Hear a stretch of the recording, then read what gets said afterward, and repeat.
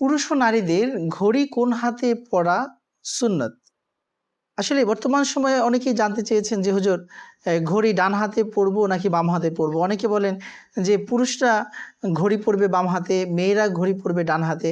আবার কেউ বলেন যে না, ডান হাতে ঘড়ি পরা সুন্নত। আসলে শরীয়ত এ বিষয়ে কি বলে? প্রকৃত মাসআলা হলো, ঘড়ি কোন হাতে পরা হবে এক্ষেত্রে শরীয়তের কোনো বাধ্যবাধকতা এবং বিধিনিষেধ নেই। আপনি যে হাতেই চান সে হাতেই ঘড়ি পরিধান করতে পারবেন। পুরুষ এবং নারী চাইলে ডান হাতেও ঘড়ি পরতে পারবেন, চাইলে বাম হাতেও ঘড়ি পরতে পারবেন। ফলে আমরা আমাদের সুবিধার মতো যে হাতে ঘড়ি পরব সেটাই সহি এবং বিশুদ্ধ। পুরুষদের এবং নারীদের ঘড়ি পরা নিয়ে যে বিবরণ, এটা আসলে শ্রুত একটি বিষয়, এর বাস্তবে শরীরসম্মত কোনো দলিল নেই। আল্লাহ পাক আমাদের সহি মাসালার উপর আমল করার তৌফিক দান করুন।